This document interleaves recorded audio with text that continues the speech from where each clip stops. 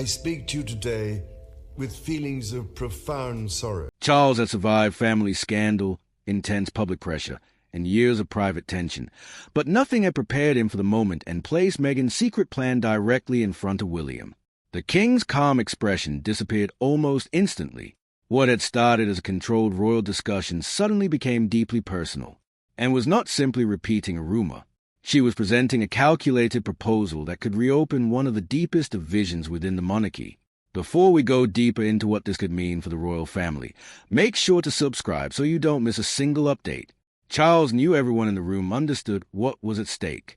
The private meeting had been called to address unresolved questions surrounding the Sussex relationship with the monarchy, and carried a confidential summary outlining Meghan's proposed route back toward formal royal life, controlled appearances, private family access, and a possible path for Harry and their children to regain a visible place around major occasions. A formal royal role meant an officially recognized position within the working structure of the crown, with public duties and responsibilities attached, and did not soften the meaning of the document. She explained that the proposal went beyond simple reconciliation and included conditions involving security, publicity, access, and when Meghan would appear. Charles read every page without interrupting. Then he reached a section concerning his grandchildren. His hand slowed, and his eyes remained fixed on the words. Music. William immediately noticed the change in his father's face. William understood the danger before anyone explained it. He knew the king's greatest weakness was not power, reputation, or public criticism. It was family, and understood that as well. But she refused to let emotion determine what the monarchy should accept. She pointed to a sensitive clause connecting private family contact with a broader return to high-profile royal occasions.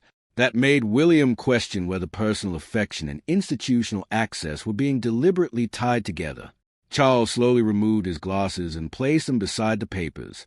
He said nothing and waited, visibly affected by his silence, while William watched his father struggle with the possibility that rejecting the plan could push Harry and the children even farther away.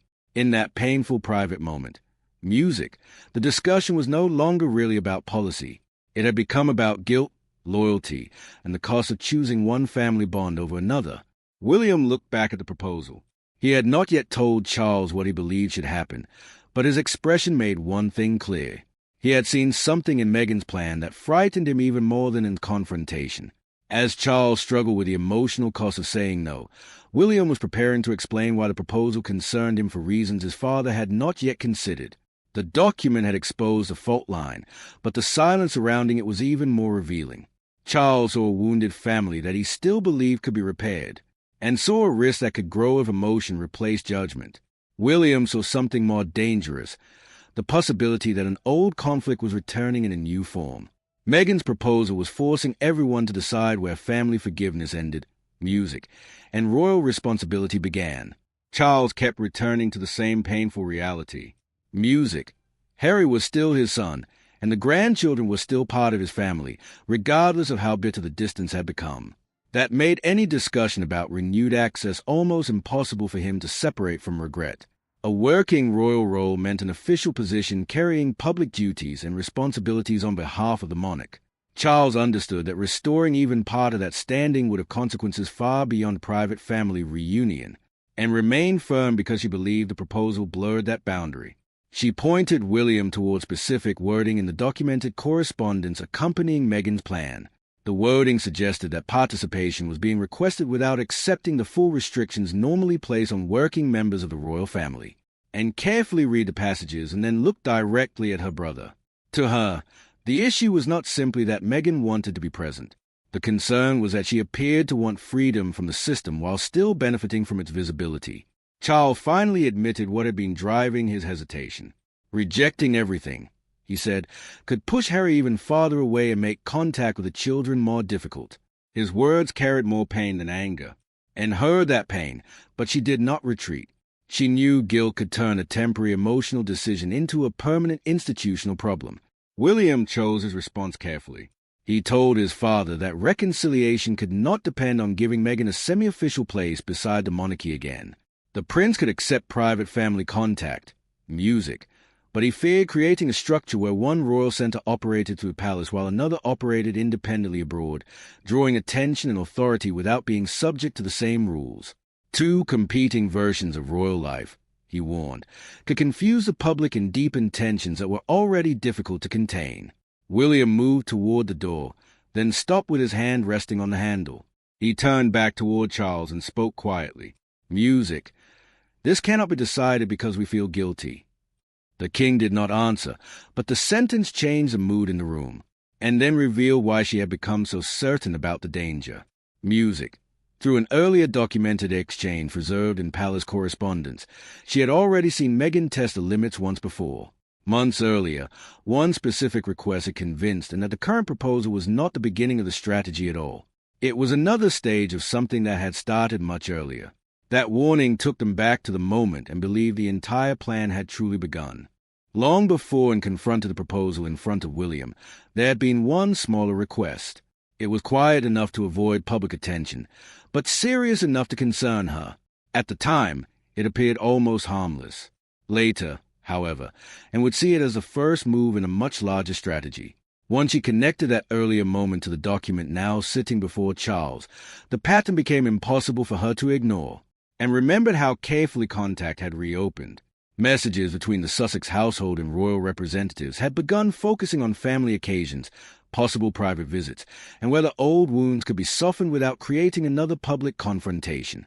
Royal representatives were simply the officials and aides who handled communication on behalf of senior members of the family.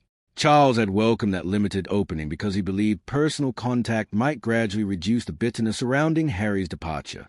At first, Charles saw little danger in those exchanges. Music, he saw possibility, and, however, became uneasy when the language began shifting away from private family contact and toward ceremonial attendance, media arrangements, and how Meghan might be positioned beside senior members of the family. Ceremonial attendance meant appearing at formal royal occasions where placement, access, music, and public presentation could carry symbolic importance. To Anne, those details completely changed the nature of the discussion. Her concern became stronger when a private request arrived through documented palace correspondence. Meghan asked for a clearly defined place beside senior family members at a future Windsor gathering, while also wanting her participation to remain outside the normal palace communication controls, and read the request twice. Then she circled 2 lines with a pen, closed the folder, and sat quietly considering what they implied. Charles initially believed his sister was reading too much into it. He argued that flexibility might be necessary if family relations were ever going to improve, and disagreed, and that disagreement hurt because the 2 siblings rarely questioned each other's instincts so directly. She believed one exception, granted under the language of reconciliation, could become a precedent for another. The king believed refusal could close a door that had barely begun to reopen, and did not forget the request. She preserved the correspondence and asked for William to be brief, not because she wanted confrontation, but because she believed the future king needed to understand how private healing was beginning to overlap with public royal standing. William later read the same lines and understood why she had stopped treating the exchange as a simple family matter. Then the larger proposal arrived, and placed the earlier request beside the new document, and immediately saw the connection. The earlier Windsor demand had not been isolated. To her, it had been the first test of how far the palace might bend. Now, with both documents side by side, and was finished remaining silent, and the confrontation Charles feared could no longer be avoided. Music, and did not raise her voice. She did not need to. Her accusation carried greater force, music, because it came with the calm certainty of someone who believed the evidence had already made the argument. Music. Charles tried to defend the possibility of compromise, but every response pulled the room deeper into questions involving Harry, Meghan, William, and the grandchildren. Then and asked the one question that stripped away every layer of royal duty, and the king could no longer hide what the situation was costing him, and placed the earlier Windsor request, music, beside Meghan's broader proposal, and pointed to the pattern she believed connected both. William remained silent at first because any agreement affecting the future structure of the monarchy would eventually become part of his responsibility. Royal structure simply meant a system of roles, duties, and authority that determines who represents a crown and under what rules. To the prince, this was no longer a temporary family dispute. It was a precedent that could one day become his problem to manage, and looked directly at Charles and told him what she had resisted saying before. His longing for family unity was pushing him toward concessions he would never consider under ordinary circumstances. The king immediately rejected the suggestion.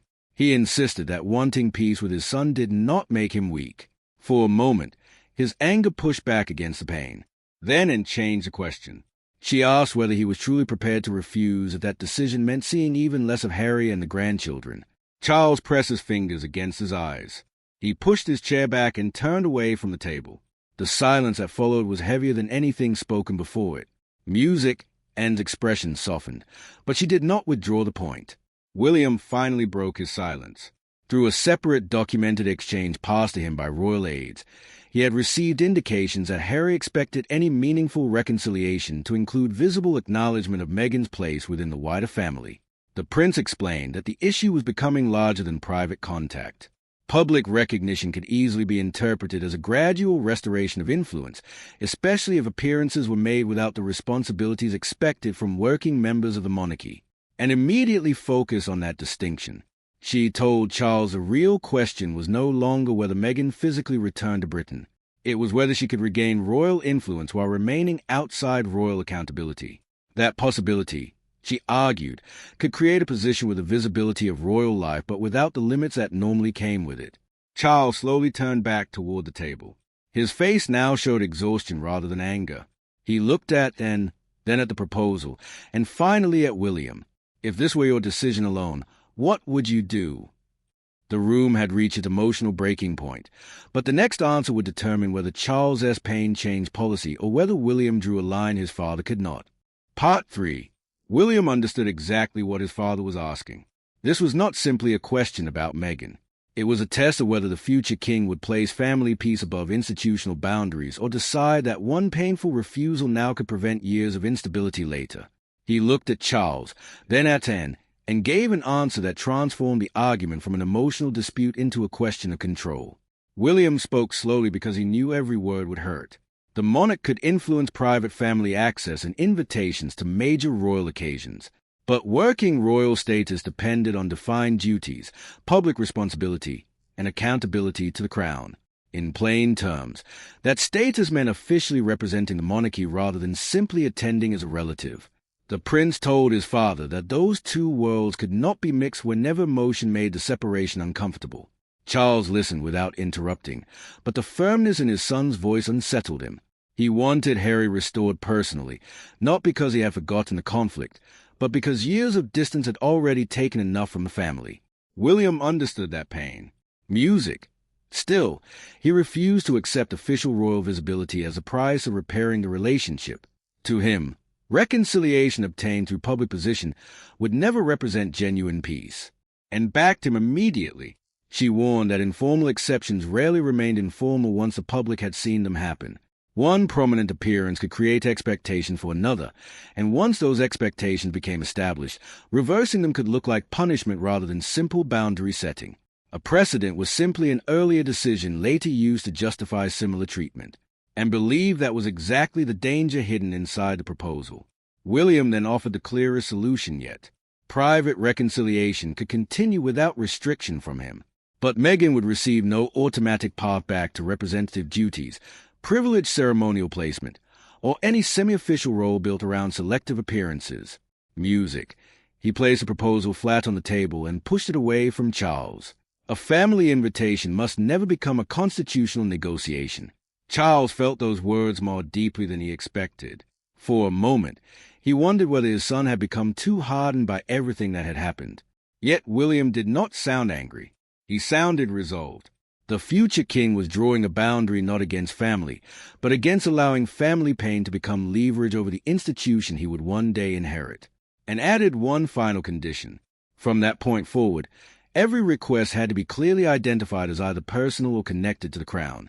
No blurred language, no emotional bridge between private access and public position. Charles gave no immediate approval. He simply looked at the document that had been pushed away from him and remained silent. But drawing a line privately was one thing. Enforcing it would send consequences far beyond that room. And those consequences began almost immediately. Once the palace response took shape, the emotional temperature changed instantly.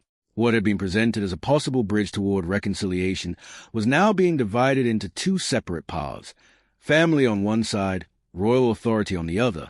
That distinction sounded simple on paper. In reality, it threatened expectations that had been built over months. When the message reached Meghan and Harry, the first reaction showed just how differently both sides had understood the entire negotiation. Charles approved a response that kept private family contact open while refusing any automatic return to official duties or guaranteed ceremonial prominence. William backed the decision, music, and insisted that every future invitation be considered separately rather than through a standing arrangement. A standing arrangement simply meant a continuing agreement that would apply automatically instead of being decided case by case. That mattered because one permanent exception could quickly become an expectation. Charles felt regret almost as soon as the response left his hands. He worried that Harry would read the boundary not as protection of the monarchy, but as another rejection from his father. The king had wanted to preserve a private path back to the family, yet he knew how easily years of pain could turn even a careful compromise into another wound. Meghan received the message differently.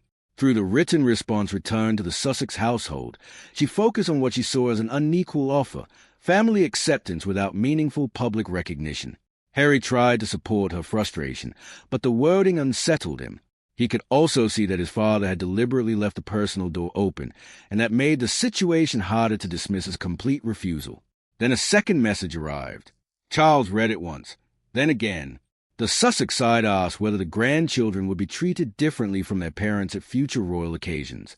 The question reached directly into the fear and had already exposed. If Harry and Meghan remained outside formal royal life, what would that mean for the children when family gatherings, ceremonies, and public appearances overlapped? William immediately understood why his father went quiet, and had warned that family and institution had to remain separate, but the children made that separation painfully difficult. Charles folded the message once, placed it inside a drawer, and kept his hand there for several seconds. Then he made a different choice. Charles looked toward the aides and asked everyone to leave except William. He did not want another written response prepared. He did not want another carefully managed exchange. This question had become too personal for courtiers, policy language, or formal procedure. With the courtiers gone and the doors closed, father and son would finally speak without protocol between them, without secretaries, advisors, or briefing papers between them. Charles and William were no longer monarch and heir. They were simply a father and son facing the kind of choice that no title could make easier.